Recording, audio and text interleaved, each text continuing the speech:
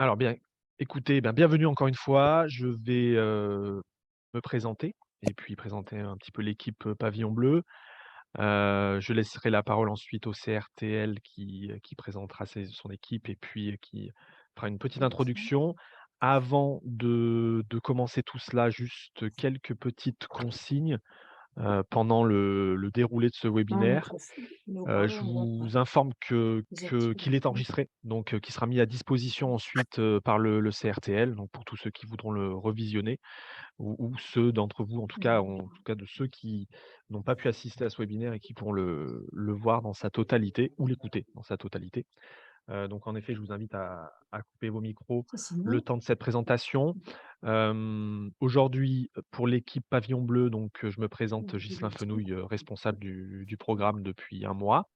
Je suis accompagné aujourd'hui de Théo Dubosc, chargé de mission et de Pierre Adrien, chargé de mission également, chez l'équipe Pavillon Bleu. Théo et Pierre Adrien qui pourront répondre à vos questions dans le chat. Car je vous invite surtout à poser vos questions pendant la présentation et on s'efforcera d'y répondre en direct. Bien entendu, en fonction des interrogations que vous pourriez avoir, et que plusieurs d'entre vous pourriez avoir, on on on les réabordera, à l'oral pour que tout le monde puisse en Là, profiter. ça reste. De toute Là. façon, un temps Ouais, ouais, je complet suis de questions-réponses sera bon. prévu à la toute fin. Voilà, ça nous Chaque permettra fois, je me lance. d'avancer sans trop d'encombre et J'ai de un pouvoir problème avec le respecter micro. le créneau qui est prévu. Alors, Reviens je crois là. qu'il y a marqué 1h30 en Non, tout. mais il est activé. Ça marche Normalement, pareil, il y l'autre. aura Attends, mais aucun reviens. souci pour respecter ce créneau-là. Je pense même qu'on ne dépassera pas, les 1 heure. Voilà, à voir, ça dépendra en effet de nos échanges. Voilà, donc après cette petite Parce que introduction, le on va bruit dire de téléphone. Ouais, pratico-pratique, c'est ça. je vais, je vais inviter une nouvelle C'est fois juste parce que je les travaille personnes à trop. désactiver leur micro en entrant, merci. Sinon je dois le faire moi-même, mais en tout cas, je préfère, vous laisser le faire vous-même. On va donc enchaîner avec, une introduction par, Angelica Sauermost, donc directrice du pôle qualité entreprise, il me semble, du CRTL Occitanie. Donc qui va nous présenter un petit peu, bah, les actions du CRTL, en lien avec, la labellisation et je pense que ce sera précisé par Véronique Mercadier, du coup du CRTL également. Voilà, je vous laisse la parole et puis, l'équipe, Pavillon Bleu enchaînera par la suite. Oui, merci beaucoup, Ghislain, et bonjour à tous, à toutes et à tous dans ce webinaire autour du label Pavillon Bleu. Alors, du coup, moi, je suis effectivement On essaie directrice avec le haut-parleur, mais du c'est pôle qualité entreprise du CRT. C'est un très jeune pôle qui a été créé en janvier, et donc, pour donner un coup d'accélérateur à tout ce qui est qualité et à tout ce qui est tourisme durable. En fait, le tourisme, il doit accélérer sa transition et devenir plus durable, à la fois au niveau de son offre, donc au niveau des territoires et des entreprises, mais aussi au niveau de sa production. Donc, production, on entend bien sûr les services et je vais puis la les rallumer produits peut-être, hein, qu'on mais peut, bon, c'est euh, comme tu qu'on veux, peut je vais commercialiser. la brancher. Alors, du coup, ce sont les résolutions qu'on s'est données la semaine dernière aux universités du tourisme durable.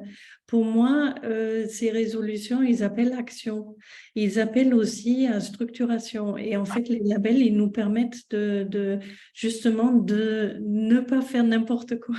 On le dit à chaque fois et de dire ce qu'on fait, de faire ce qu'on dit. Et donc, du coup, pour moi, le label Pavillon Bleu, ben, Ça, il j'appelle Jérémy, on sait jamais. s'intègre complètement là-dedans. Il y a quelqu'un qui a un micro qui est ouvert. S'il vous plaît, si vous pouvez le fermer. Voilà. Donc, du coup, effectivement, au sein de notre pôle qualité entreprise, nous avons à la fois, nous gérons un label qualité tourisme Occitanie Sud-de-France à destination des entreprises sur la qualité de l'accueil. Et ensuite, on a une deuxième partie sur la qualité destination. Pavillon Bleu en fait partie. Et puis une troisième partie plus sur le tourisme durable. Et vous l'aurez compris, on va essayer au niveau du comité régional du tourisme de tout imbriquer et justement de donner des coups d'accélérateur, nous aussi de notre côté, à cette progression qu'il y a dans les labels. Parce qu'un label comme Pavillon Bleu n'est pas une fin en soi. Je pense que vous avez tous aussi envie de progresser. Et donc, du coup, eh ben, je donne la parole à Véronique Mercadier, qui est la référente justement dans notre pôle sur toute la partie qualité-destination. Merci, merci Angélica. Bonjour à tout le monde. Donc, je vois plein de noms connus, mais certains inconnus. Donc, je suis ravie de faire connaissance aujourd'hui avec vous et j'espère qu'on sera amené très rapidement à se rencontrer. Merci également à l'équipe de Pavillon Bleu qui est là aujourd'hui pour ce webinaire spécial Occitanie. Je reviendrai tout à l'heure, mais vous rappelez qu'on a un partenariat avec Teragir pour justement développer des actions de partenariat en faveur des ports, des communes pour justement ce déploiement du label Pavillon Bleu. Alors, donc, je suis Véronique Mercadier, je suis référente destination sur le pôle qualité que vient de présenter Angélica. Et donc, peut-être, Pierre-Adrien, tu peux en lancer le PowerPoint, comme ça permet d'avoir un support. Voilà, donc bien évidemment, tous ces supports, on les retrouvera et vous serez destinataire de tout ce que l'on va présenter. Et comme on l'a précisé également, on remettra tout ça sur le site du CRT avec donc l'enregistrement et les supports. Tu me dis, Véronique, quand je dois Vas-y, tu peux y aller. Voilà, comme ça, en même temps, ça sera plus simple de… Voilà. C'est bon? Je n'ai rien à l'écran. Bon, c'est pas grave autrement. Alors, attendez. Hop, petit souci de partage, certainement. Voilà. Bon, je pense, pour tout le monde. Voilà. En effet. Alors, tu vas au début, s'il te plaît? Bien sûr. Voilà. Et voilà. Voilà. Alors, donc aujourd'hui, donc une petite actualité, Pavillon Bleu en Occitanie. Donc, je précise, c'est un lac d'Occitanie. Cherchez lequel, mais je vous le dirai à la fin. Donc, tout ça pour vous dire que le CRT donc, est engagé sur des labels prioritaires, notamment 3 labels prioritaires de destination que sont donc Ville et Villages Fleuris, Destination pour tous et le Pavillon. Donc, notre mission, c'est effectivement d'accompagner les territoires dans des démarches responsables à travers des programmes de soutien collectif relevant des filières prioritaires. Comme je viens de le dire, ces filières prioritaires, donc pour nous, CRT Occitanie, Pavillon Bleu, Destination pour tous et Ville et Villages Fleuris.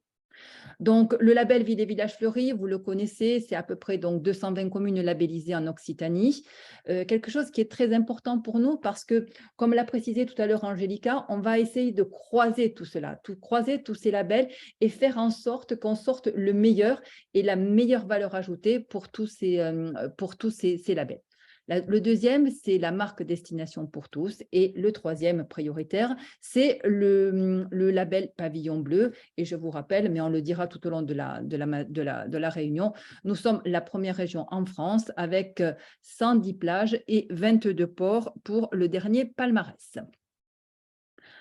Alors, tu peux enchaîner. Alors, effectivement, donc avec Teragir, pour vous remettre dans le contexte, on a donc une convention de partenariat avec bien évidemment des objectifs partagés. Alors, on a identifié trois objectifs partagés qui sont effectivement de faire progresser le nombre de labellisés, même si on est une région avec de nombreux labellisés, agir sur la sensibilisation des publics. Pour nous, ça c'est très très important et surtout œuvrer pour la limitation de l'impact environnemental. Donc ça, c'est nos 3 objectifs partagés. Et ensuite, on a 2 domaines de coopération. Alors, nos domaines de coopération, c'est effectivement accompagner la qualification et l'animation du réseau des acteurs et surtout de valoriser l'offre régionale qualifiée. Cette carte, vous la connaissez, donc on la remet encore une fois, on se voit en bas, région Occitanie, 110 plages et 22 ports. Donc vous voyez que par rapport à des régions de proximité, on est très très bien placé, même par rapport à la région Provence-Alpes-Côte d'Azur et par rapport à la région Nouvelle-Aquitaine et la Bretagne. Donc ça, Pierre-Adrien le redira, un palmarès régional avec 536 lauréats. Donc là, j'ai fait un zoom plus particulièrement sur la région Occitanie. Donc effectivement, on voit que notre progression, elle se situe à l'intérieur des terres sur la partie espace rural et sur la partie montagne. C'est vrai que toute la partie zone littorale est bien déjà, elle n'est pas saturée, hein, mais elle est vraiment déjà bien encombrée. Et donc, notre marge de progrès, elle est effectivement sur l'intérieur, sur les Pyrénées et peut-être une marge de progression sur les ports. Donc ça, on l'a mis, hein, donc l'évolution du parc des labellisés. Donc aujourd'hui, on est au premier rang national. On a une très bonne progression des communes, une marge de progrès pour les ports. Mais je pense que notre travail, hein, donc il sera bien sûr affiné, mais notre travail va se porter sur les zones plutôt lacustres. Alors, qu'est-ce que nous allons proposer pour justement faire en sorte que ce déploiement soit optimisé? Eh bien, nous allons poursuivre la convention de partenariat que nous avons avec Teragir pour le déploiement de ce label. Alors, on va bien sûr animer et mobiliser notre réseau d'acteurs. Et je vois que ce matin, il y a également des offices de tourisme qui sont présents et je les remercie puisque au niveau du CRT, on mobilise les OGD, mais particulièrement les offices de tourisme pour aider justement au déploiement du label. Donc, en partenariat avec les OGD, ben, on va croiser la qualification des destinations, on va partager nos indicateurs pour faire en sorte qu'il y ait davantage de communes et de sites donc, sur le label. Une chose qui est très importante et que qui nous tient à cœur, c'est justement les instants pavillon bleu. Alors, les instants pavillon bleu, on devait donc les faire donc, le 1er septembre dernier, mais la date, c'était la date de la rentrée scolaire et on a dû donc reporter cet événement. Et donc, cet événement sera reporté en Occitanie, toujours sur 2 sites, sur le site de Gruissant et de Molière. Donc, ça sera reporté au printemps 2023. Donc, au printemps 2023, notez d'ores et déjà cette date. Nous reviendrons bien pour vous la préciser, mais on reproduira les instants pavillon bleu sur un format de préférence en présentiel avec donc des échanges, des bonnes pratiques et surtout le résultat d'une enquête qui a été proposée, mais qui va être réactivée. Une enquête faite pour les communes, pour les ports, et également pour les OGD. On vous a sollicité pour savoir quelles étaient vos attentes, vos besoins en matière d'accompagnement, en matière de formation. Et dans le cadre de ces instants pavillon bleu, nous reviendrons sur les résultats de cette enquête. Et là, nous serons en capacité de proposer un plan d'action en lien avec Teragir. Donc, je vous invite, si vous ne l'avez pas déjà fait, à revenir sur ces enquêtes et surtout de bien répondre. Si vous ne l'avez pas fait, avec Ghislain, nous reviendrons vers vous et nous vous appellerons et on essaiera de renseigner le questionnaire ensemble. Donc, vraiment, c'est important pour vous et pour nous que nous puissions faire au mieux et répondre le plus précisément possible à vos attentes par rapport à l'animation de ce label, mais également à vos besoins pratiques par rapport au déploiement, par rapport à l'accueil des clientèles. Donc, instant pavillon bleu, le moment vraiment d'échange sur site, donc en Occitanie, au printemps 2023. Bien évidemment, on continue à valoriser des initiatives originales sur les sites labellisés Pavillon bleu d'Occitanie. Je vous invite à remonter soit directement à Ghislain ou à nous-mêmes des initiatives afin que nous puissions les communiquer sur notre site Internet. Et donc ça, je viens d'en parler. Donc, nous allons mettre en œuvre un plan d'action suite aux enquêtes et bien évidemment, en lien avec Teragir, toujours ce partenariat. Teragir est à nos côtés pour justement ces temps forts sur les temps du réseau régional. On partage et on relaie les actions de communication. Enfin, Teragir partage et relaie les actions de communication du CRTL et également publie sur son site toutes nos initiatives en faveur du label. Donc voilà, rapidement brosser tout ce que nous allons proposer en faveur donc, du déploiement du label. Bien évidemment que nous restons à votre écoute. Aujourd'hui, c'est vrai que c'était simplement une présentation pour que vous puissiez nous identifier, nous CRT Occitanie. Mais là, aujourd'hui, vraiment, c'est l'ouverture, le rappel pour les candidatures 2023. Comme on l'a dit tout à l'heure, la région Occitanie est l'une des premières régions en nombre de pavillons bleus. Essayons d'être encore meilleurs l'année prochaine.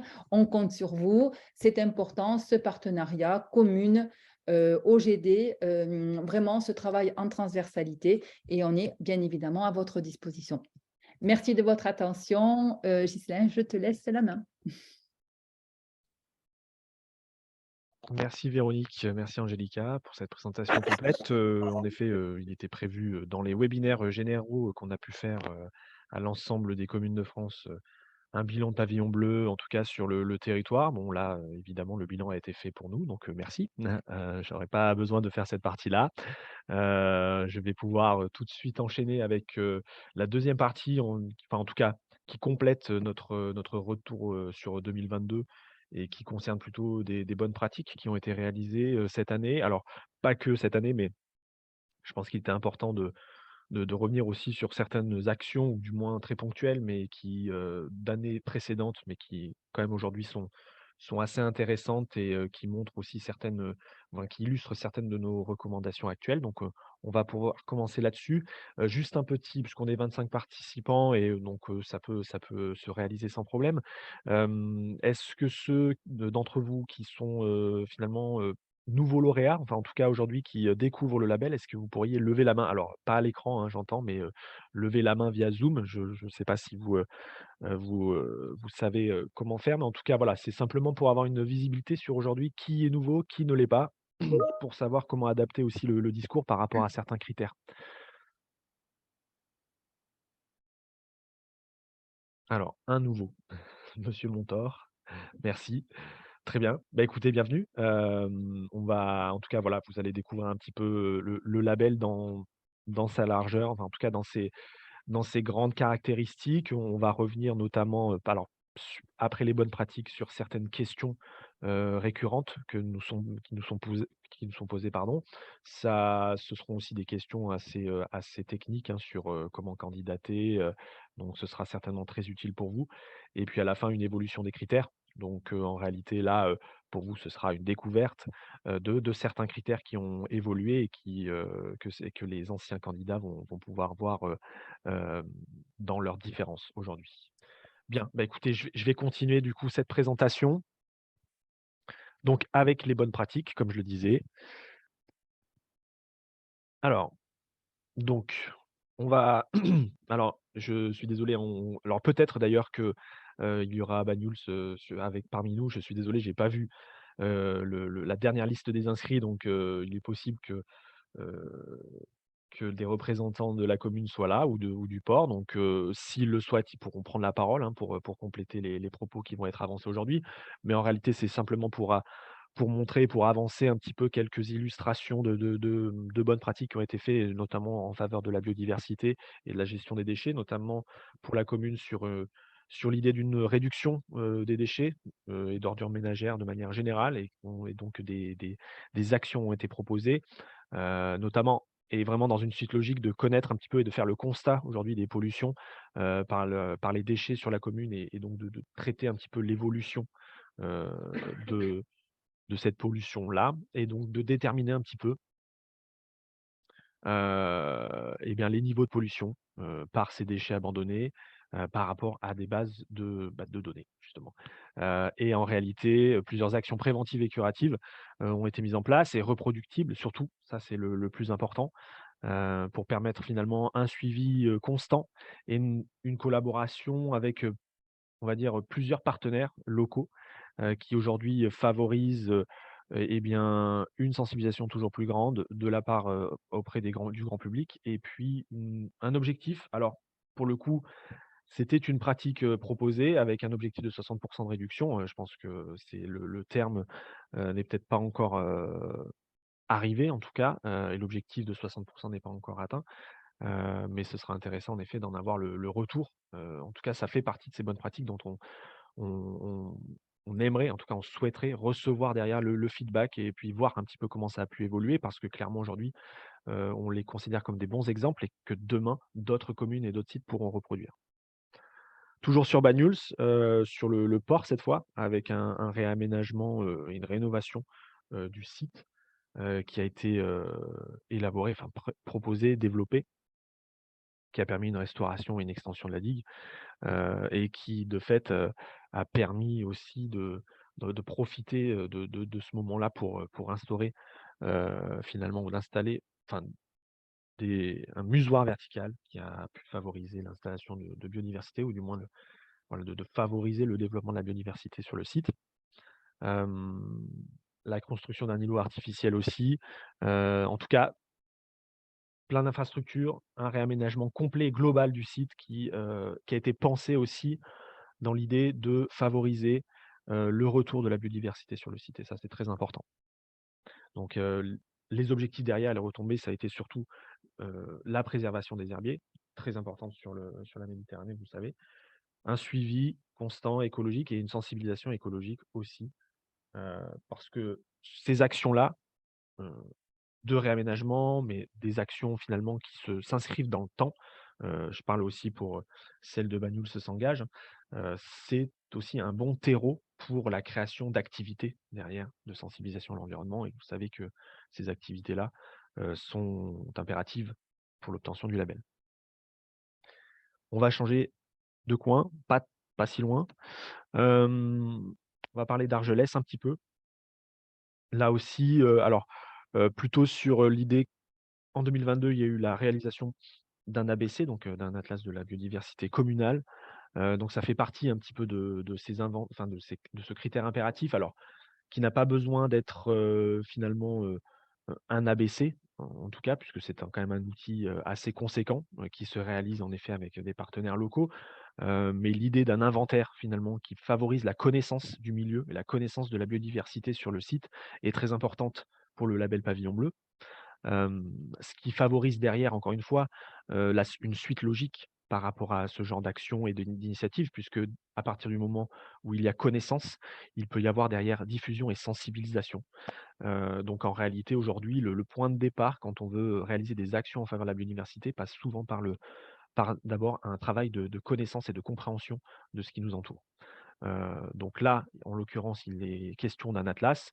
Demain, et ça peut être précisé, c'est précisé, dans le guide, hein, ça peut, être un inventaire local sur un site protégé, bien plus ciblé. Le but étant, d'avoir quand même, une connaissance du site en question et du site à labelliser, voilà. Hem, dans tous les cas, aujourd'hui, je pense qu'il y a beaucoup de communes, pas qu'en Occitanie, hein, mais beaucoup de communes qui ont réalisé soit un ABC, soit un inventaire. Donc, il y a vraiment déjà eu une grande part, des sites qui ont voilà, qui se sont investis dans un travail de recherche et de connaissance de leur milieu. Donc on espère que derrière, la prochaine étape, ce sera en effet d'un développement toujours plus d'actions, en faveur de la préservation et de la protection.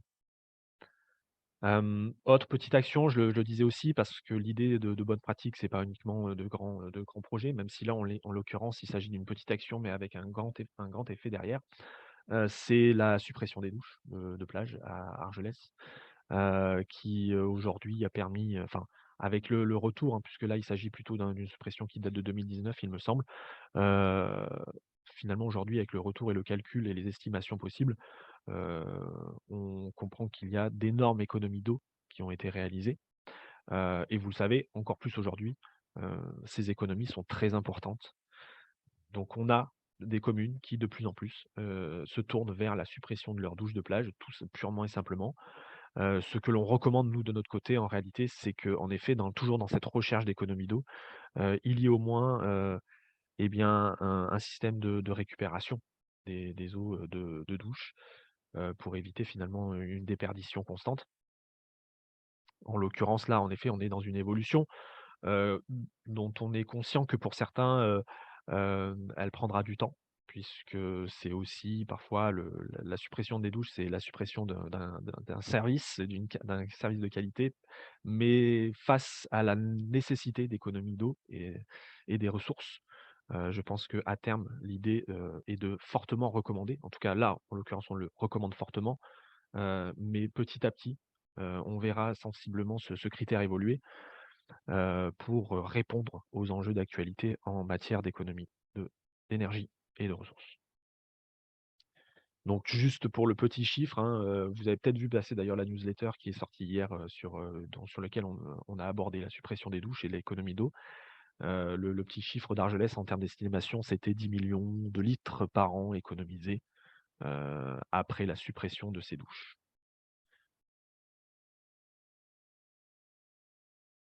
Alors voilà, sur les bonnes pratiques, c'est très rapide, hein. Je vous invite, sur nos dossiers de presse à lire et à prendre connaissance d'autres bonnes pratiques parce que là, j'ai juste simplement, heu, proposé des bonnes pratiques qui se font dans la région, mais évidemment, il y en a sur d'autres parties de la France et je vous invite à le faire puisque finalement, ça vous donne d'autres idées à suivre potentielles pour votre site, que ce soit pour les plages ou pour les ports.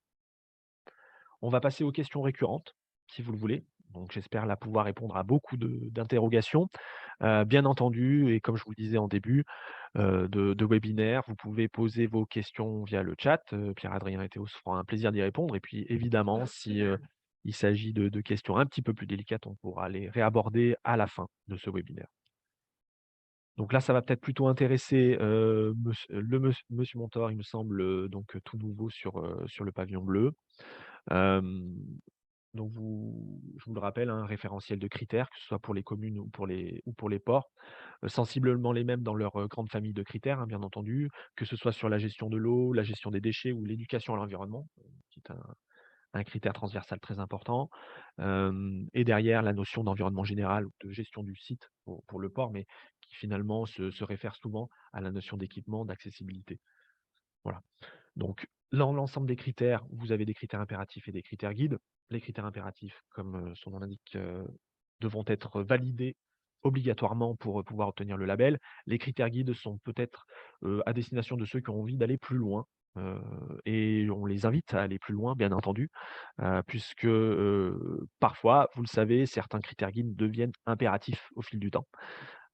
C'est ce qui nous permet aussi de faire évoluer et d'aller toujours plus loin dans la question dans la notion de qualité et de label touristique durable. Dans l'accompagnement, de la labellisation, l'équipe aujourd'hui alors une petite restructuration dont je vais me permettre parce que c'est un petit peu d'actualité. Pierre-Adrien, nous quitte, demain. Donc ce sera son dernier jour demain. Lou Sureau, que vous avez peut-être, connu, pour certains, eh bien, a quitté Pavillon Bleu la semaine dernière. Donc il y a une petite, reformation d'équipe, en ce moment. L'idée étant d'être, une équipe de 4 en tout et pour tout, de chargés de mission, en tout cas qui permettent l'accompagnement de tous les lauréats dans la constitution, de leur dossier, dans l'accompagnement, dans la prévisite possible pour essayer de bien déterminer ce qui est nécessaire de faire évoluer sur votre site. C'est aussi dans la construction d'ateliers comme celui ou de webinaires comme celui d'aujourd'hui, que l'équipe travaille, au jour le jour, ou dans la constitution, vraiment le développement de partenariats comme celui que l'on réalise avec le CRTL. Et en parallèle de cela, il y a une équipe d'auditeurs, auditrices conseils, qui, interviennent pendant l'été, généralement, pour, alors, en effet, pour contrôler que la labellisation est toujours valable, après décision du jury international. Mais l'idée, c'est surtout, c'est pas de jouer à la police, c'est pas de faire les inspecteurs, c'est surtout d'apporter quelques conseils supplémentaires, de faire remonter vos problématiques locales aussi, et donc d'apporter un conseil en réponse par rapport à vos soucis, vraiment en direct. Voilà.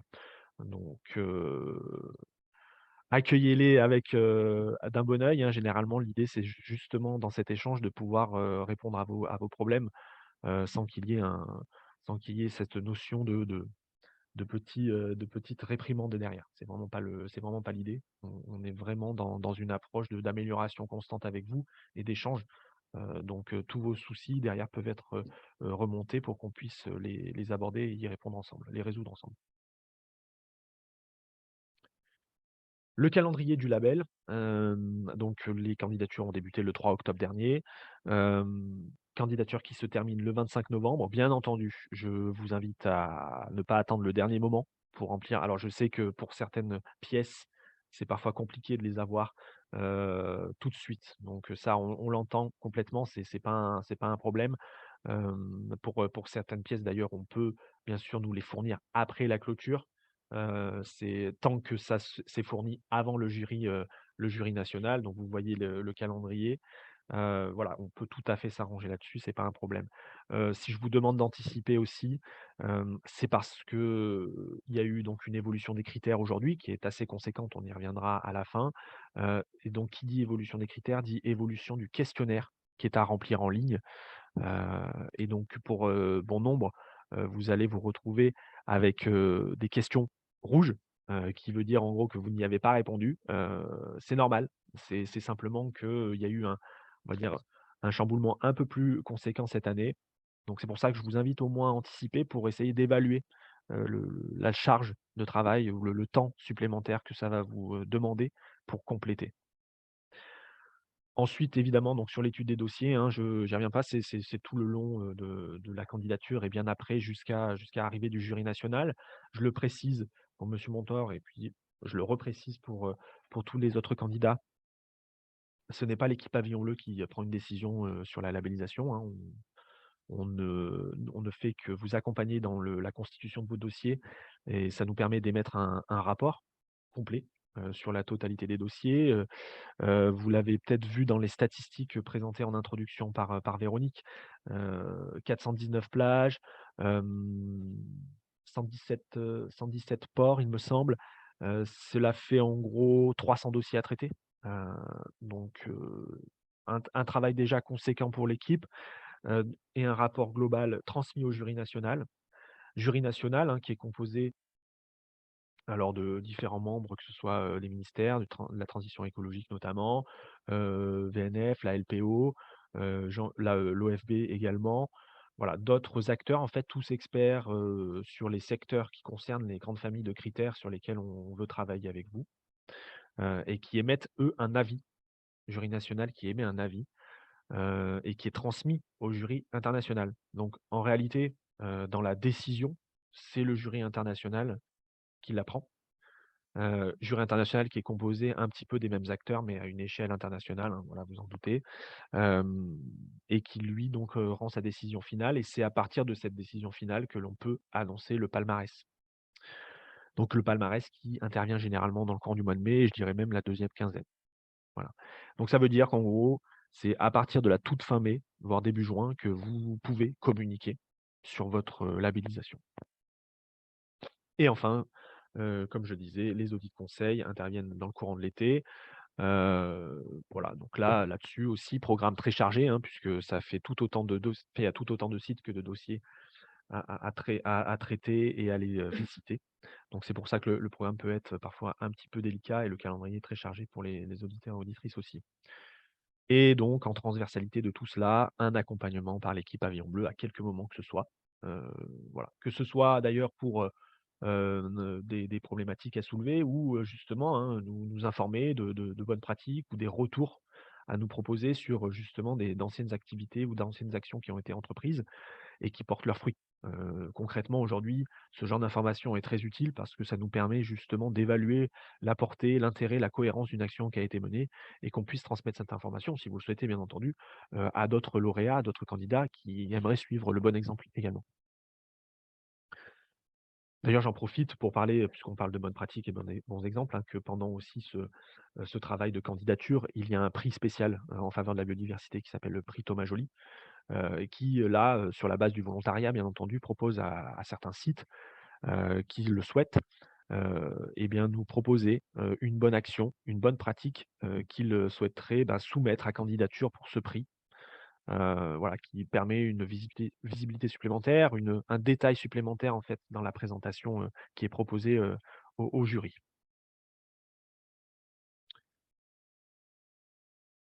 Parlons un petit peu de l'élément fâcheux de ce webinaire, fâcheux et pas spécialement non plus, mais voilà, les tarifs pour 2023. Alors je le rappelle, en effet, Véronique abordait Terragir, qui est l'association qui gère plusieurs programmes, notamment plusieurs programmes d'éducation à l'environnement et 2 programmes de tourisme durable que sont Clé Verte et Pavillon Bleu. Terragir est une association à but non lucratif qui du coup, fonctionne sur ces tarifications-là pour gérer tous les coûts de fonctionnement, inhérents au processus de labellisation, à l'accompagnement, aux audits, puisque cela couvre en effet tous les frais de déplacement, les prévisites, les visites, et donc le fonctionnement interne de l'équipe. Voilà. Donc aujourd'hui, enfin la décision est de prendre, enfin d'échelonner la tarification. Généralement, c'est pour éviter de sanctionner un petit peu trop durement les petites communes derrière par rapport à un tarif qui pourrait leur sembler très exorbitant. Donc vous avez la griffe, la grille, les grilles même qui sont éditées ici. Pour ceux d'entre vous, alors en effet, la facturation pour 2022 est pas encore arrivée, je vous rassure pour ceux qui se poseraient la question, c'est lié évidemment à tout ce petit travail de restructuration de l'équipe. Donc courant, octobre, un renfort nous travaillera sur Chorus, pour facturer tout le monde pour 2022.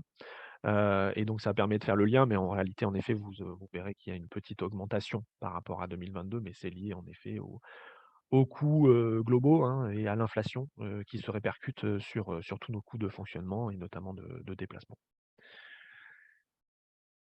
Voilà, même logique pour les ports, bien entendu, même échelonnage, même évolution en termes de tarifs.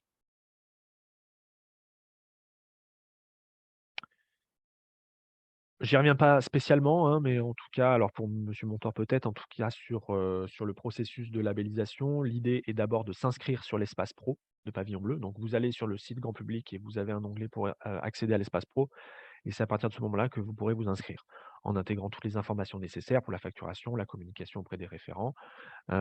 Et ensuite, bien entendu, vous aurez votre propre espace sur lequel vous pourrez répondre au questionnaire et lister finalement toutes les annexes nécessaires à la constitution totale du dossier. Donc on va passer maintenant à des questions un petit peu plus de fond, plutôt que sur des questions de format et pratique sur la labellisation. On parlait d'activités, d'éducation à l'environnement. Alors en effet, il il est souvent question de la notion de thématique, sur ces activités-là, pardon. Il y en a à foison. Je veux dire aujourd'hui toutes les thématiques qui peuvent être traitées en long et en large par le guide des critères notamment, sur différentes entrées peuvent être abordées, dans ces activités d'éducation à l'environnement. Je ne vais pas les relister, elles sont indiquées là. Si vous avez toujours des doutes, évidemment, posez-nous la question, on y répondra sans problème. Je vais plutôt revenir sur les impératifs, donc sur la notion de 2 activités à réaliser sur le site directement. Ça, c'est important. Donc, je rappelle, il y en a 5 pour les communes et 3 pour les ports. Hem, la question du renouvellement de ces activités, en effet, c'est une question qui nous revient souvent. Parce qu'en effet, à la base, il est prévu, on demande à ce que, les 5 activités d'une année, soient renouvelées. Enfin, en tout cas, pardon, ne soient pas reproduites l'année suivante. Donc, que d'autres thèmes, d'autres activités, d'autres formats puissent être apportés sur l'année d'après. Évidemment, on ne va pas jouer, non plus à rester dans le cadre et dans les clous, absolument par rapport à cette entrée-là. Si elles sont pertinentes et si elles sont mobilisatrices, si on juge qu'elles sont vraiment des activités très participatives, hem, on peut les maintenir. Voilà. On va pas compter pour, s'assurer que les 5 activités ont été changées, et encore une fois là-dessus, nous, on a l'historique, vous l'avez aussi, on peut échanger pour, se dire: «En effet, c'est très pertinent de garder cette activité». Voilà. Mais en l'occurrence, il y a une forme d'indulgence par rapport à cela. Ne pas oublier de donner le lieu et la date de vos activités et de les communiquer sur site. C'est très important, mais pas que, d'ailleurs, puisqu'il y a des OGD aujourd'hui, qui gèrent des agendas touristiques. Ça peut être très intéressant aussi, c'est que ces activités soient relayées, puisqu'on est vraiment sur un format événementiel. C'est très ponctuel, ça fonctionne sur inscription aussi. Donc c'est bien que tous les acteurs touristiques à toutes les échelles puissent transmettre via leurs propres relais, leurs propres médias, les informations liées à ces activités. Et enfin, je le disais déjà par rapport à cette notion de pertinence dans la récurrence d'activité, mais la notion de participation. puisqu'on est vraiment dans des activités de sensibilisation. Donc la notion de participation est très importante. Donc participation du grand public ou de public spécifique, mais en réalité, il faut que ces activités puissent permettre, l'intégration, de publics extérieurs. On peut considérer une activité maximum sur la notion d'information. Heu, voilà, réalisation d'un panneau, d'une brochure ou que sais-je, qui ne nécessite pas en fait, la participation du grand public, mais qui quand même sur le fond, participe à la sensibilisation de ce dit public. Donc là-dessus, en effet, vous pouvez si vous en aviez une en tout cas, en tête, vous pouvez la proposer. Et encore une fois, si vous avez un doute, bien sûr, vous nous contactez, on répondra à vos interrogations. Sur la question de la suppression des douches, bon, bah, je l'ai évoqué un petit peu avec l'exemple d'Argelès, donc je vais pas y revenir énormément, mais heu, la recommandation, mais qui suit aussi le mouvement qui est opéré par plusieurs communes aujourd'hui, c'est, en effet, la suppression des douches. Voilà, parce qu'on enfin, vous l'avez vu, hein, je pense qu'on a subi un été assez calamiteux en termes de ressources d'eau, en eau, hem et qu'il nous semble primordial aujourd'hui de changer de braquet et de changer de paradigme par rapport à notre approche de cette ressource-là.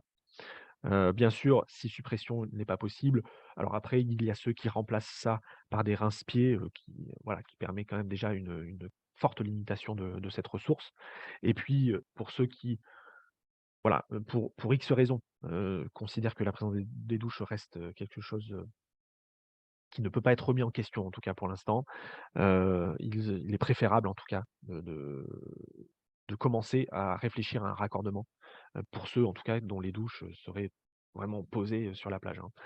Hem, En effet, il y avait déjà cette notion d'action et de message à porter sur l'utilisation de certains produits, heu et parfois même d'un contrôle de la consommation, avec des messages de sensibilisation sur, voilà, la limitation de votre consommation. C'est bien, mais clairement aujourd'hui, heu, le minimum, ce serait le raccordement, qu'on puisse récupérer cette eau, hem, pour derrière un autre usage potentiellement. Mais voilà, qu'il n'y ait, une limitation totale de la déperdition de cette ressource. Là-dessus, si vous avez des questions, je sais souvent que ces questions, enfin c'est un thème, qui est soumis à pas mal de questionnements. N'hésitez pas, on peut vous apporter des précisions. Aujourd'hui, la position du pavillon bleu, pour moi, elle est claire, c'est, on on arrive progressivement à l'idée que on veut partir sur l'économie en eau.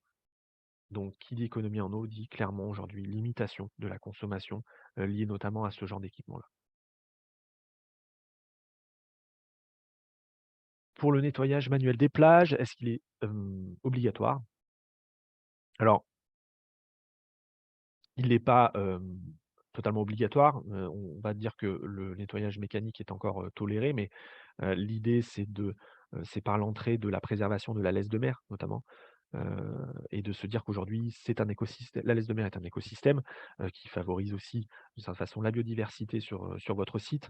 Donc éviter le plus possible le nettoyage mécanique et se dire que, à terme, petit à petit, commencer à travailler à des calendriers de nettoyage manuel plus intéressants. Intéressants aussi parce que ça favorise aussi la collaboration, la participation, du public, en fait, local, et de différents partenaires locaux.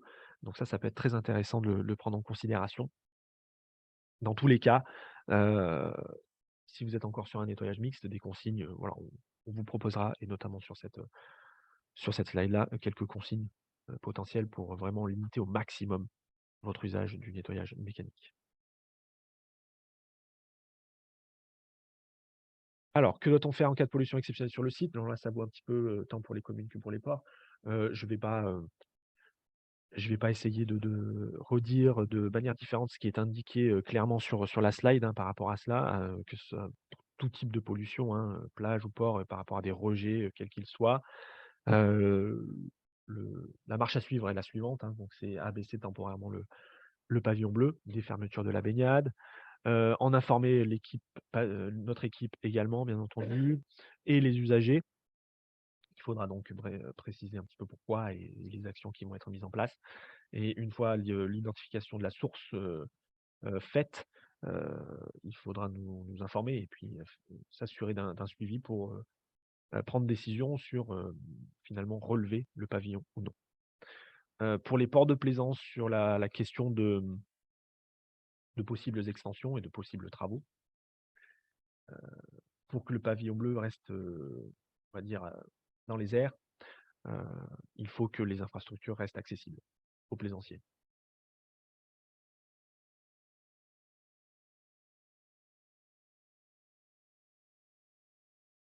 Alors, quelle obligation pour les produits d'entretien respectueux de l'environnement? Bon, là-dessus, pas de piège, hein. Clairement, on est sur l'idée d'utiliser finalement des produits qui sont écolabellisés. Alors là-dessus, il y a soit une fiche ressources, hein, sur notre site, soit vous pouvez trouver une liste, on va dire, actualisée et officielle sur le site de l'ADEME, qui vous liste un petit peu tous les labels aujourd'hui, écolabels, qui finalement certifient tous les produits respectueux de l'environnement. Évidemment, il y a aussi les alternatives, on va dire, les anciennes alternatives ou les alternatives naturelles, hein, qui sont listées ici, entre autres vinaigre blanc, savon brun, carbonate de soude. Donc tout ça, vous pouvez le prendre en considération. L'idée, de toute façon, c'est qu'aussi, en parallèle, se fasse une sensibilisation auprès des plaisanciers dans leur utilisation. C'est sûr que c'est pas toujours évident puisqu'on est bien conscient que les gestionnaires n'ont pas forcément la main sur les actions de leurs plaisanciers, mais l'idée, c'est de montrer qu'il y a un investissement du port, qui suit une démarche et qui a envie d'y amener tous ses plaisanciers avec lui.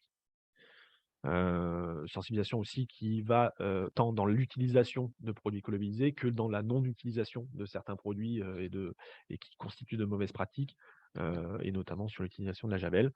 Voilà, donc là, on a mis quelques exemples d'écolabels, il y en a d'autres, je vous laisserai découvrir ça, soit sur notre fiche ressources, donc qui est sur le site internet, soit sur le site de l'ADEME. Voilà, et pour d'autres questions, bien entendu, d'autres précisions, n'hésitez pas.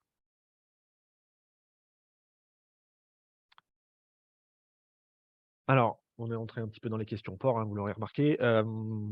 Donc comment inciter à l'utilisation des pompes? Alors, en effet, pompe pas tout le temps utilisée dans la pompe de récupération, on en a bien conscience. On sait que ça reste quand même un critère impératif pour nous.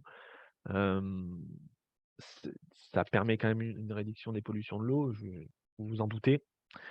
Pour encourager, alors sur le critère impératif, je précise aussi parce que parfois, enfin, quand l'audit arrivera, l'idée c'est de voir si la pompe fonctionne aussi, parce qu'en effet, le problème c'est que si elle n'est pas souvent utilisée, on ne se rend peut-être pas compte quand elle ne marche pas, mais en tout cas, sachez que pendant l'audit, le fonctionnement de cette pompe sera vérifié.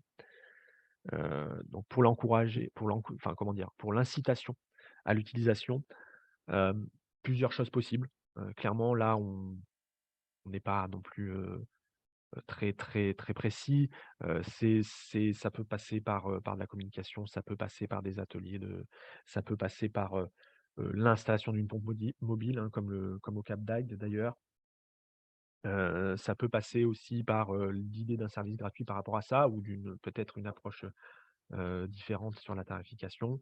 Voilà, plein de possibilités là-dessus. On est ouvert à tout et je pense que plus il y a de dispositions prises, plus derrière on est en capacité de diffuser encore une fois, comme pour les bonnes pratiques, hein, diffuser ces bonnes idées à tous les gestionnaires qui rencontrent des difficultés, des contraintes par rapport à ces pompes.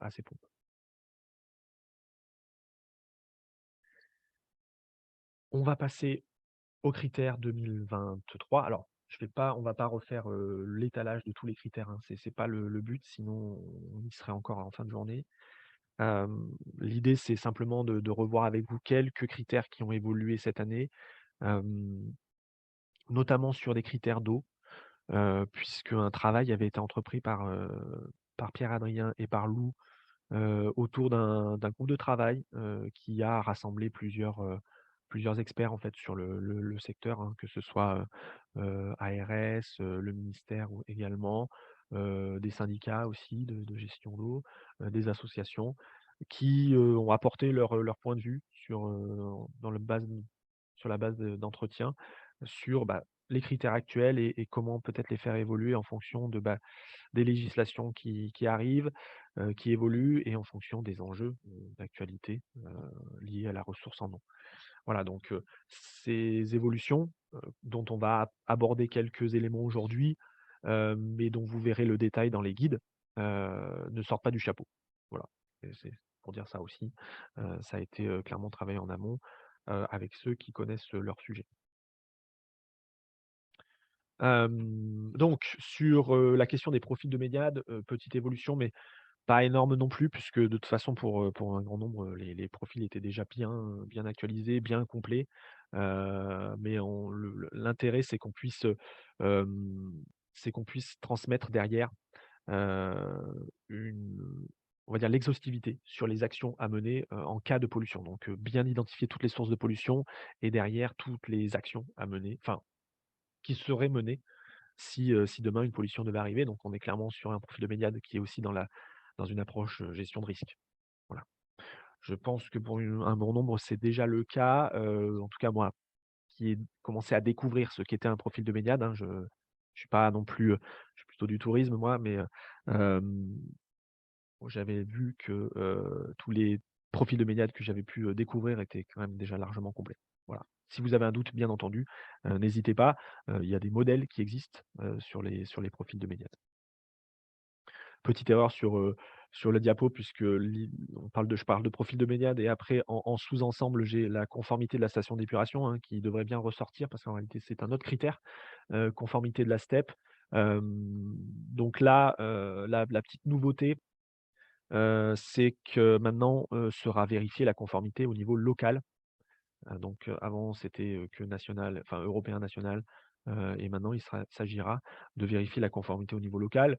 Alors encore une fois, là aussi, hein, parfois elle était déjà indiquée sur les avis de conformité de la police, enfin émis par, les services de la police de l'eau. Hem, Là, il faudra s'assurer que ce soit bien le cas. Sinon, je vous invite là, dans ces cas-là, à vous rapprocher, auprès du gestionnaire, enfin de votre gestionnaire, heu, pour, heu pour essayer d'obtenir des documents, les plus complets possibles avant la date de clôture. Voilà, si vous avez un doute, on peut voir ça ensemble aussi de notre côté, si derrière, il était préférable pour vous ou plus simple selon vous, de vous rapprocher de nous pour qu'on puisse vérifier ça ensemble. Les pistes d'action pour aller plus loin, hein, toujours liées à l'eau, donc un petit peu favoriser l'infiltration des eaux de pluie, hein, donc ça veut dire derrière mener des actions de non-imperméabilisation ou de désimperméabilisation. Voilà, là, c'est très ouvert. Encore une fois, on est sur des critères, plus guides, mais qui du coup permettent voilà, d'ouvrir à de nouveaux champs d'intervention, de nouveaux champs d'investissement pour vous. Hem, voilà et toujours liés à cette ressource en eau, en tout cas. Et puis on a parlé d'économie d'eau avec les douches. Je rappelle que depuis mars dernier, il est possible, pour les communes de réutiliser, les eaux usées traitées pour l'arrosage. Voilà. Donc, ça veut dire concrètement qu'on est en train d'ouvrir aussi la notion de réutilisation de ces eaux-là, donc c'est d'autant plus important de pouvoir les récupérer. Toujours pour les communes et plages, la notion d'économie d'énergie devient impératif, enfin la notion devient impérative, pardon. Le critère, qui était un critère guide, jusqu'à maintenant, est devenu impératif. Alors, on est aujourd'hui, clairement, hein, sur le questionnaire, vous le verrez, on liste un ensemble d'actions, à plus ou moins grande échelle, sur l'investissement de la commune, dans sa recherche d'économie d'énergie. On va pas, voilà, vous êtes dans le déclaratif évidemment, si vous avez d'autres actions qui n'ont pas été listées, voilà, on serait heureux de pouvoir entendre, votre démarche là-dessus. Voilà et la connaissance de son milieu naturel et de ses enjeux devient aussi un critère impératif. Hem, C'était un critère guide, voilà, vous avez bien vu que ces dernières années, il y avait de grandes actions et des critères en faveur de la biodiversité qui étaient instaurés. Évidemment, petit à petit, on renforce, l'exigence, mais là, l'exigence passe par la notion d'impérativité maintenant, au moins pour la connaissance. On a parlé de l'exemple de l'ABC, de l'Atlas de la biodiversité communale d'Argelès, pardon. Voilà, cette notion de connaissance et ce genre de démarche-là sera impérative pour 2023. En vous rassurant, je vous l'avais dit d'ailleurs en présentant l'ABC, l'ABC est un gros outil, ça peut prendre du temps. D'autres possibilités, hein, d'inventaire beaucoup moins conséquents, beaucoup moins denses, beaucoup moins lourds peuvent être menées, ne serait-ce que pour au moins entamer une démarche voilà, de connaissance de son milieu avec les partenaires locaux sur son site propre. Voilà. Pour les ports, alors il y a la notion d'analyse des eaux du port. Vous avez peut-être vu dans les critères, heu, des seuils qui ont été, mis en place. Alors c'est des seuils qui sont totalement à titre indicatif, hein, je vous rassure absolument là-dessus. On va pas, c'est pas pour aller vérifier que tout est en ordre et de se dire: «Bon, bah, ceux-là, ils ne les respectent pas, donc il n'y aura pas de labellisation». Non, c'est plus pour inciter à à ce genre d'analyse et aux connaissances, à la connaissance de son milieu, à des possibles derrière intégrations de ces analyses pour suivre de potentielles pollutions. Hem On recommande aussi une analyse en sortie d'aire de carénage, parce que c'est parfois pas la même chose, en termes de résultats, mais c'est aujourd'hui, voilà, favoriser ces analyses pour qu'on puisse clairement, montrer en tant que gestionnaire qu'il y a un suivi, qu'il y a une, volonté et bien de constater avant d'agir. Un nouveau critère guide vient s'installer dans la nomenclature, donc c'est aujourd'hui assez large, mais c'est un peu ça rejoint un petit peu la notion de sensibilisation auprès des plaisanciers par rapport à l'utilisation de produits, respectueux de l'environnement, mais là, c'est un petit peu plus spécifique par rapport aux produits, biocides qui sont utilisés sur les aires de carénage notamment, et de pouvoir potentiellement proposer des alternatives, aux anti-fouling classiques. Voilà, là encore une fois, on est sur du critère guide, donc ça veut dire qu'on est sur du pour aller plus loin, et pour finalement montrer aussi sa volonté d'investissement par rapport au label.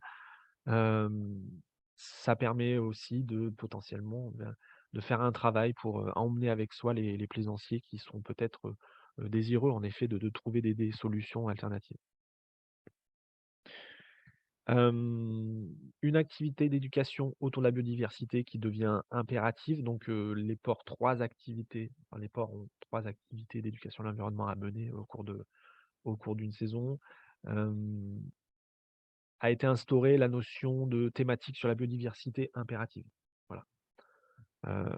Donc ça rejoint un petit peu, ce renforcement et ce travail, finalement d'exigence toujours un petit peu plus forte sur la notion de biodiversité, de connaissance de son milieu. Voilà, donc là-dessus, sur les 3, ce sera indiqué sur le questionnaire, hein, de toute façon, il y a une activité biodiversité à remplir et puis les 2 autres, voilà, plus générales. Et alors là, on est dans l'anticipation, clairement, mais c'est un petit peu la suite logique, par rapport aux communes.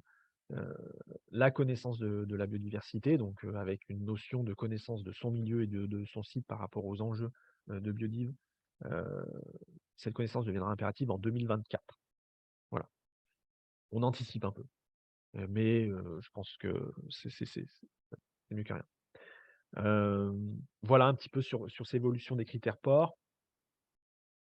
Je pense qu'on va pouvoir passer, heu, aux questions. J'ai l'impression qu'en discussion, il y a eu pas mal de réponses.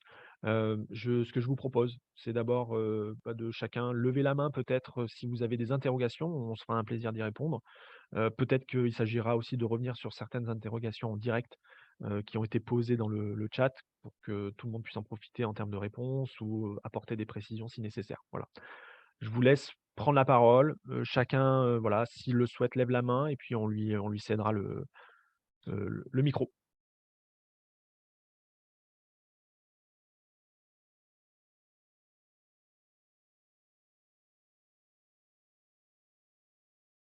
Sauf si bien entendu, il n'y a pas de questions, ce qui serait assez, exceptionnel, j'ai envie de dire, mais Mais je vais ouvrir quand même la discussion moi-même, le chat pour voir visiblement ce qu'il est proposé, ce qui a pu être abordé.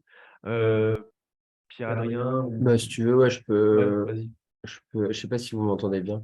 Ça va? on t'entend, ouais.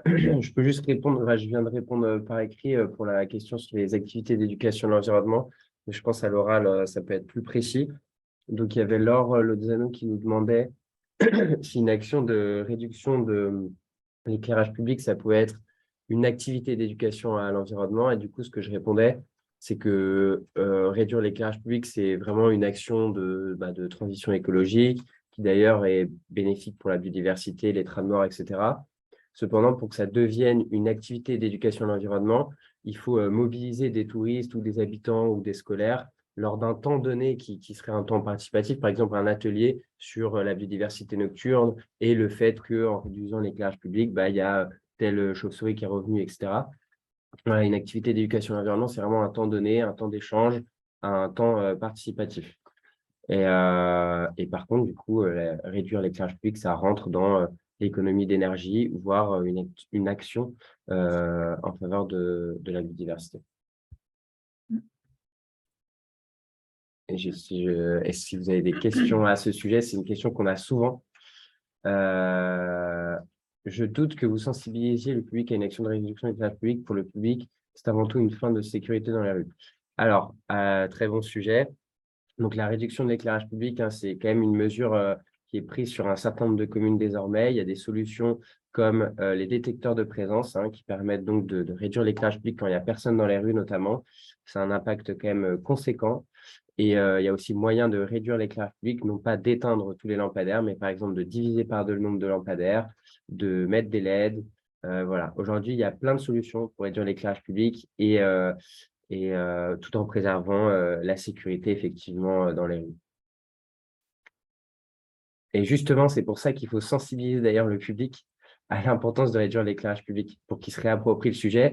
Et c'est comme la question sur la laisse de mer qu'on a eu plus haut, où on nous demandait, oui, nous, on essaye de préserver la laisse de mer, mais les gens trouvent que c'est sale.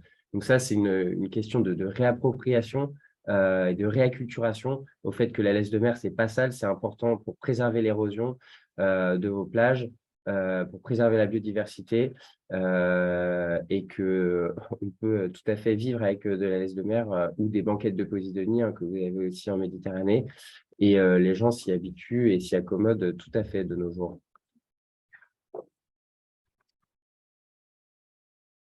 Voilà, si vous avez d'autres questions, n'hésitez pas. C'est pour ça que, en fait, vos actions, elles vont de pair avec vos activités d'éducation à l'environnement, si vous voulez. Ça vous permet aussi de ne pas changer quelque chose d'un jour à l'autre sur votre commune, par exemple, de supprimer les douches d'un jour à l'autre et de frustrer ou d'avoir certaines contestations. Le fait d'avoir une activité de sensibilisation, ça permet aussi de créer ce lien qui est assez important avec les usagers.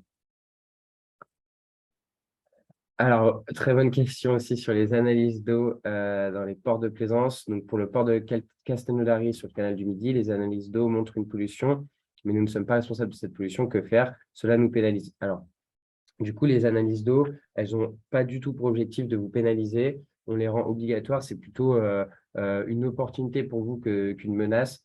C'est pas du tout. Enfin, nous, on a des seuils qui sont guides qu'on propose. Donc, pour essayer de se repérer. On a bien conscience de la problématique dans les canaux ou sur les ports qui sont aux abords des cours d'eau, où il y a des pollutions qui ne dépendent pas de vous. Et effectivement, on le sait. Cependant, ça peut vous orienter sur d'autres pollutions qui peuvent potentiellement venir du port. Voilà. Et après, on a par exemple conscience quand on étudie le dossier de Castelnaudary que c'est un canal et avec peu d'anneaux et que les pollutions bactériologiques, elles ne viennent pas du port de Castelnaudary. Cependant, ça peut éclairer sur potentiellement d'autres pollutions. Par exemple, si vous avez une aire de carénage et que vous faites une analyse d'eau juste aux abords de l'aire de carénage, ça vous permet de voir si votre aire de carénage fonctionne bien, est bien aux normes, etc. Voilà, c'est vraiment pour vous quelque chose qui doit vous aider et c'est aussi à nous de vous aider quand on lit les analyses. Je vais répondre, du coup, je vais enchaîner sur la question Ouais. de Laure Lozano, pardon. Non, la mise en place de containers peut se faire sur les parkings, en effet, pour faciliter l'accessibilité.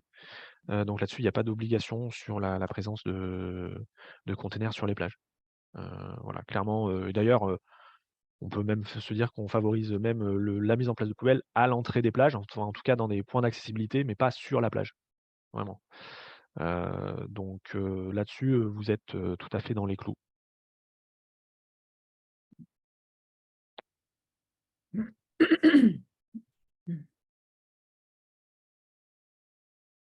Je vais répondre pour la question du sigle OGD, ça veut dire organisme de gestion de destination.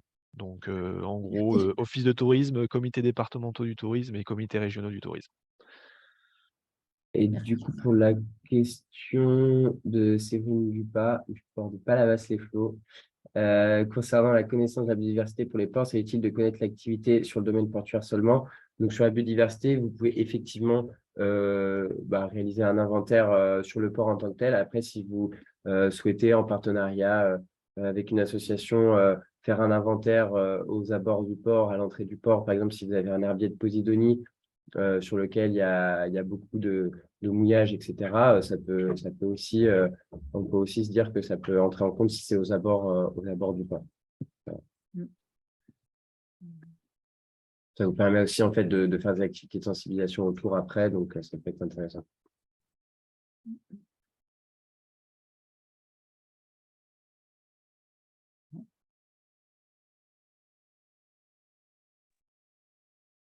Alors, est-ce qu'il y a d'autres questions? Alors n'hésitez pas, on vous laisse le temps de l'écrire, sinon vous pouvez prendre la parole, hein, aussi. C'est pas un souci.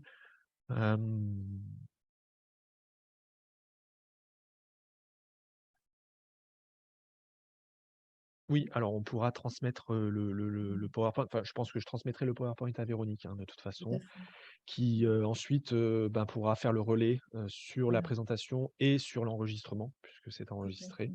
et pourra transmettre tout cela, au besoin. Dès la semaine prochaine, tout sera en ligne sur le site du CRT et bien évidemment, tous les participants sont destinataires de la news du CRT. Donc, vous avez systématiquement des tas d'informations. Alors, pas que sur le pavillon bleu, mais là, on va faire donc un spécial par rapport à justement ce webinaire avec donc les replays et je vous ai mis également dans le chat l'accès direct pour la page pavillon bleu sur le site du CRT en complément de tout ce qui nous a été présenté. Voilà. C'est pas un contre l'autre, vous l'avez bien compris, on travaille ensemble et ça se veut vraiment constructif et collaboratif. Alors, merci Véronique. Je peux répondre à Laure Lozano. Donc, sur Argelès, il fait mention de sciences participatives.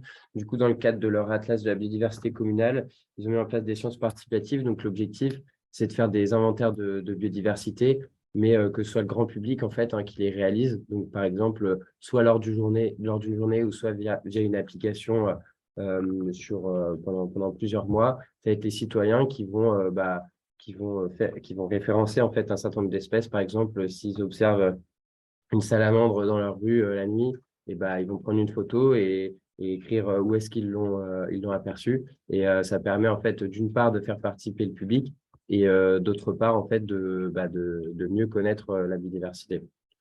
Voilà, c'est une action très très intéressante et qui marche vraiment bien. Ouais. Et qui est de plus en plus connue et dans les atlas de la biodiversité communaux. On en voit beaucoup et pour y avoir participé, c'est ludique tout à fait.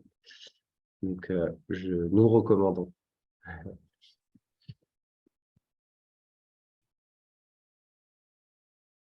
Alors, est-ce que la question des échelles de sauvetage va revenir chaque année pour le port de Castelnaudary? Bon, là, ça fait un peu du cas par cas, mais je peux répondre sur la question des échelles de sécurité dans les ports de plaisance en général.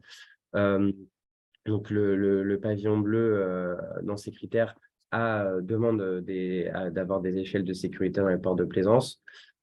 Si vous avez un problème pour remplir ce critère, par exemple pour des raisons de patrimoine, dans le cas de Castelnaudary, voilà, vous pouvez nous contacter, mais l'idée sera de mettre une solution alternative en place, une solution de substitution.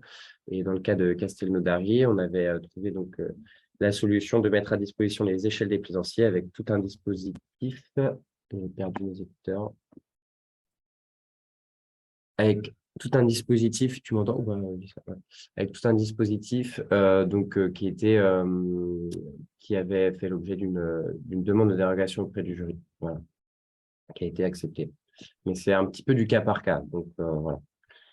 Mais la question peut se poser dans certains ports.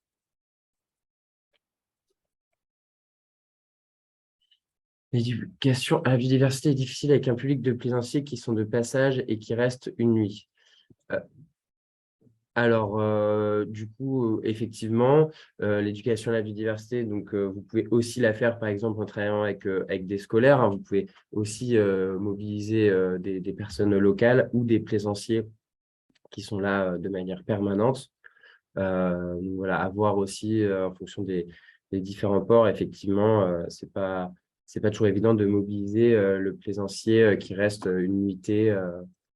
Voilà. Après, vous pouvez aussi sensibiliser via d'autres médias. Ça ne rentrera pas dans vos activités d'éducation à l'environnement, mais vos plaisanciers qui restent une nuitée, l'affichage sur la faune et la flore locale est un petit peu fait pour ça.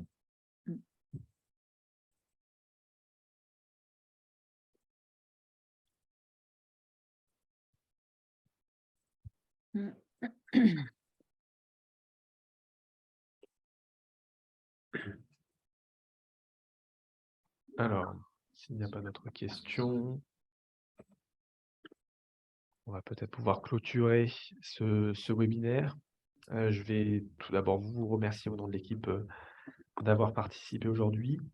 Vous l'avez compris, ça s'opère dans le cadre d'un partenariat avec le CRTL Occitanie, donc avec clairement une approche toujours plus liée entre nos deux structures et avec du coup une approche très localisée, régionalisée de vos problématiques et du coup de ce qu'on peut apporter pour les labelliser Pavillon Bleu. Je le rappelle, du coup, en effet, tout sera mis à disposition. Là-dessus, je vous laisse voir avec Véronique. Bien entendu, vous savez, les candidatures ont été lancées. Donc, pour ceux qui auraient déjà quelques questions, n'hésitez pas à revenir vers nous pour qu'on puisse y répondre directement. Pour ceux qui seraient nouveaux, donc là, clairement, il faut qu'on puisse échanger en direct pour voir un petit peu en termes de dossier, de constitution de dossier, ce qu'il en est. Et puis organiser de toute façon plusieurs échanges, tant dans la présentation des critères dans le détail, et tant aussi dans une pré-visite qui est comprise dans l'accompagnement d'un nouveau lauréat. Voilà. Oui. Je voulais juste répondre à une dernière question avant que tu clôtures, Ghislain, de vive voix, c'est mieux. Parce qu'on avait une remarque sur le fait que le label Pavillon Bleu évolue sur des problématiques de sensibilisation à l'environnement et beaucoup moins sur les plages et les eaux de baignade. Alors, c'est peut-être ce que vous a fait ressentir le webinaire. Cependant, si vous regardez vraiment le guide des critères, c'est le cœur du Pavillon Bleu, la qualité des eaux de baignade. C'est ce pourquoi il a été créé en 85. Donc, c'est toujours au cœur. D'ailleurs, Ghislain, il a présenté l'évolution sur notamment les profils de baignade, sur la qualité des eaux. On a mené un groupe de travail sur la qualité des eaux de baignade avec le ministère de la Santé, le ministère de la Transition écologique cet été. Donc, vraiment, c'est toujours en cours. C'est le cœur des critères. Là, on vous a surtout présenté un petit peu les évolutions des critères et ce sur quoi on a beaucoup de questions. Donc, c'est toujours le cœur du label, ne vous inquiétez pas. Et la sensibilisation à l'environnement a toujours aussi été le cœur du label, puisque Terre Agir est une association d'éducation à l'environnement. Donc, ça a toujours fait partie quand même du cœur du Pavillon Bleu depuis plus de 30 ans. Voilà, donc c'est peut-être ce que vous avez fait ressentir le webinaire, mais ne vous inquiétez pas, on est toujours sur les plages et les eaux de baignade à 200%. Voilà. Et si vous avez des questions, vous pouvez aussi nous appeler. Il n'y a pas de souci.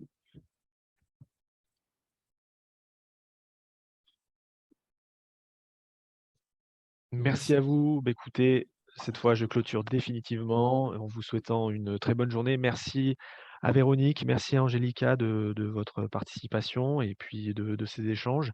On se retrouve bientôt, du coup, pour la saison 2023.